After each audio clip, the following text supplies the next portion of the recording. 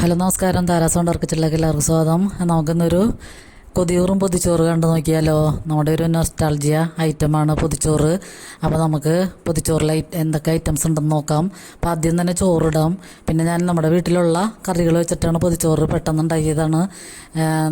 നമുക്ക് പെട്ടെന്ന് ഉണ്ടാക്കാനൊരു കൊതി തോന്നുമ്പോൾ ഉണ്ടാക്കണ ഒരു പൊതിച്ചോറാണ്. അപ്പോൾ അതിലേക്ക് ഞാൻ ചോറിട്ടിട്ട് ചെമ്മീൻ മുളകിട്ടതുണ്ട്, പിന്നെ മുട്ട റോസ്റ്റ് ചെയ്തത്, ബീൻസ് മെഴുക്ക് പുരട്ടി, മുട്ട റോസ്റ്റ് ചെയ്തത് രാവിലെ പുട്ടും മുട്ടക്കറിയായിരുന്നു. അപ്പോൾ അതിൻ്റെ ബാക്കിയുള്ളതാണ്.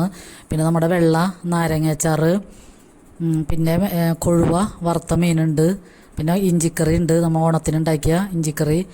അതൊക്കെ ഫ്രിഡ്ജിൽ വെച്ചിരുന്നതാണ്. പിന്നെ കൊഴുവ വറുത്തത് നമ്മൾ ഒരിലയിൽ തന്നെ പൊതിഞ്ഞെടുക്കുകയാണ്.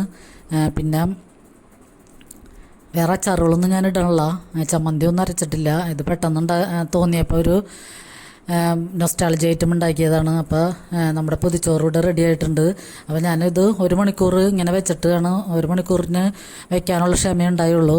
അപ്പോൾ അതിന് മുമ്പ് തന്നെ 1 മണിക്കൂർ കഴിഞ്ഞപ്പോൾ തന്നെ ഇത് തുറന്നിട്ടുണ്ട്. അപ്പോൾ അത് തുറക്കുമ്പോൾ തന്നെ നല്ലൊരു പ്രത്യേക മണമാണ്, ഫ്ലേവറാണ്. നല്ല കൊതിയൂറും പൊതിച്ചോറാണിത്.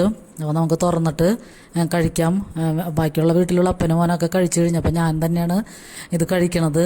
അപ്പോൾ ഇങ്ങനെ പൊതിച്ചോറ് ഇടുമ്പോൾ നല്ല ടേസ്റ്റാണ്. നമുക്ക് ആ മണം തന്നെ ഒരു പ്രത്യേക മണമാണ്.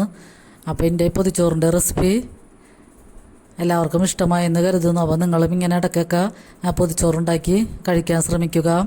നല്ല ടേസ്റ്റാണ്. ഇങ്ങനെ നമ്മൾ സാധാരണ തിന്നണേക്കാളും അടിപൊളി ടേസ്റ്റാണ്. അപ്പോൾ ലൈക്ക് ചെയ്യണവർക്കും കമൻറ്റ് ചെയ്യണവർക്കൊക്കെ ഒരുപാട് നന്ദി.